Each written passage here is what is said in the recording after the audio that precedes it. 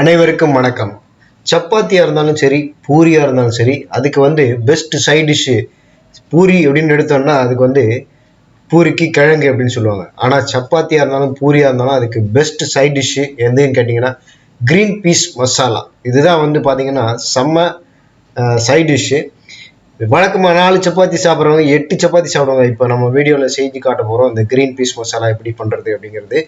இதுக்கு நம்ம வெங்காயம், தக்காளி, முட்டைக்கோஸ் இதெல்லாம் நறுக்கி வச்சுருக்கோம். புதுசாக வெள்ளை பூசணிக்காயை கொஞ்சம் எடுத்து வச்சுருக்கோம். அந்த வெள்ளை பூசணிக்காய், அப்புறம் கடலை மாவு கொஞ்சம் ஒரு கரண்டி கரைச்சி தனியாக ஒரு இதில் வச்சுருக்கோம். இப்போ நம்ம குக்கர் வச்சுருக்கோம் அடுப்பில். அதில் கொஞ்சம் எண்ணெய், 2 கரண்டி எண்ணெய் ஊற்றுங்க. அதில் எண்ணெய் ஊற்றிட்டு இப்போது நம்ம அதில் கடுகு, உளுத்தம்பருப்பு, கடலைப்பருப்பு மூணுத்தையும் போட்டு கருவேப்பிலையும் போட்டு அதை ஃபஸ்ட்டு நம்ம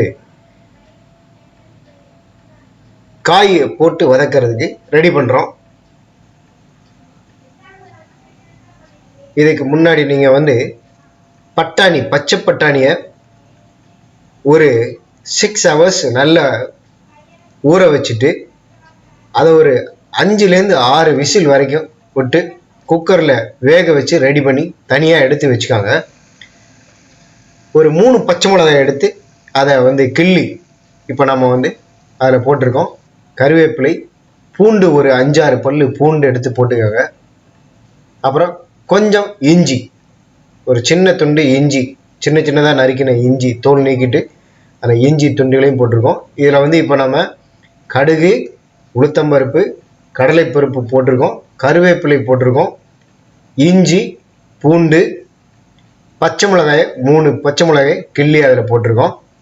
இப்போ ஒரு தக்காளியை நம்ம அதில் நறுக்கி அதில் போடுறோம். அப்புறம் ஒரு வெங்காயம், பெல்லாரி வெங்காயம் ஒரு வெங்காயம் நறுக்கி வச்சுருக்கோம். சின்ன சின்னதாக நறுக்கின பெல்லாரி வெங்காயத்தையும் இப்போ அதில் போட்டு நல்லா நம்ம இப்போ வதக்க போகிறோம்.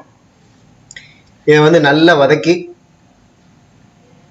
நல்லா அடுப்பை பெருசாக வச்சுட்டு இதை நல்லா வதக்கணும்.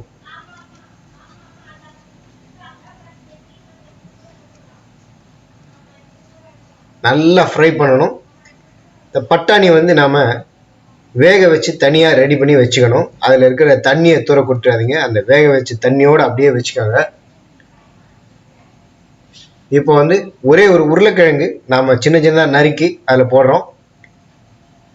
உருளைக்கிழங்கு போடுறதுனால கொஞ்சம் உப்பு ஜாஸ்தி ஆகிடுச்சுனாலும் அதை ஏற்றுக்கும், டேஸ்ட்டும் ஜாஸ்தியாக இருக்கும். சின்ன சின்னதாக நறுக்கிற முட்டைக்கோசு கொஞ்சம் சிறிதளவு முட்டைக்கோஸ் நறுக்கி போட்டிருக்கோம். அதில் வெள்ளை பூசணிக்காய் சின்ன சின்னதாக நறுக்கியிருக்கோம்.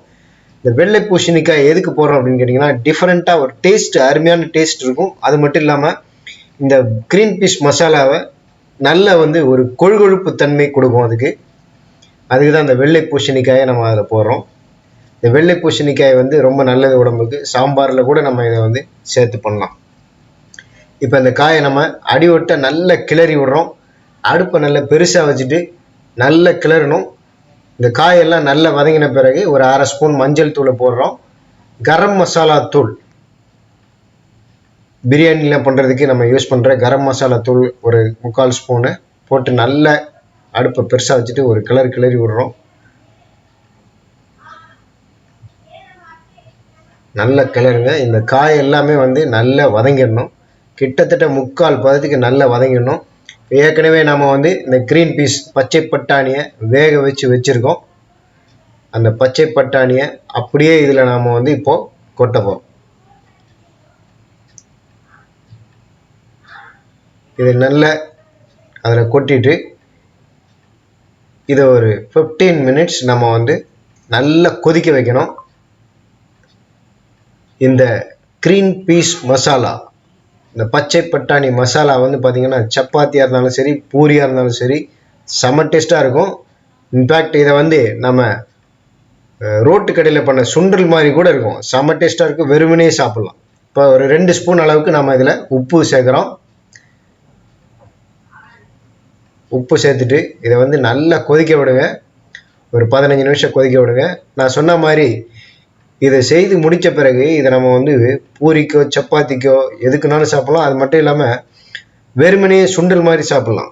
இந்த ரோட்டு கடையிலலாம் சுண்டல் பண்ணுறாங்களா, அந்த சுண்டலே தோற்று போயிடும். அந்த அளவுக்கு செம்ம டேஸ்ட்டாக இருக்கும் இது. ஆல்மோஸ்ட் இது வந்து நல்லா கொதிச்சிட்டு இருக்குது. இப்போ வந்து இதில் நாம் ஒரு கரண்டி கடலை மாவு தண்ணியில் கரைச்சி வச்சுருக்கோம். இந்த கடலை மாவை அதில் போடுறோம், அதில் ஊற்றிடும். கரைச்சி தண்ணியில் கரைச்சி அதில் ஊற்றிடும். இந்த கடலை மாவு எதுக்கு ஊற்றுறோம் அப்படின்னு கேட்டிங்கன்னா, இந்த க்ரீன் பீஸ் மசாலா வந்து நல்ல கொழு கொழுன்னு வந்துடும். சப்பாத்திக்கோ எதாக இருந்தாலும் தண்ணியாக இல்லாமல் நல்ல தொட்டுக்கிறதுக்கு ஒரு கிரேவியாக இருக்கும், சூப்பர் கிரேவியாக இருக்கும். அதனால் இந்த கடலை மாவை கரைச்சி விட்டால் டேஸ்ட்டும் அதிகமாக இருக்கும். இந்த ஸ்டேட் கடைகள்லாம் சப்பாத்தி அதுக்கு வந்து இந்த க்ரீன் பீஸ் மசாலா பண்ணுவாங்க. அவங்க வந்து பார்த்திங்கன்னா அவங்க பண்ணுறதே வித்தியாசமாக இருக்கும். அது நல்ல டேஸ்ட்டாகவும் இருக்கும். பெருங்காயம், கொஞ்சம் பெருங்காயத்தூளை அதில் நம்ம ஆட் பண்ணுறோம். இப்போ இது வந்து ஆல்மோஸ்ட் நல்லா கொதித்து கிட்டத்தட்ட இந்த க்ரீன் பீஸ் மசாலா வந்து ரெடி ஆகிடுச்சு. ஆல்மோஸ்ட் ஃபினிஷிங் ஸ்டேஜுக்கு வந்துருச்சு. இது சாப்பிட்றதுக்கே கிட்டத்தட்ட தயாராகிடுச்சு. இதை வந்து நல்லா கொதிக்க வச்சுட்டு இப்போ நம்ம அதை இறக்கி வச்சிடறோம். இந்த க்ரீன் பீஸ் மசாலா ரெடி ஆச்சு. இதை பார்க்கும்போதே நமக்கு அப்படியே நாக்கில் ஜலம் ஊறும்.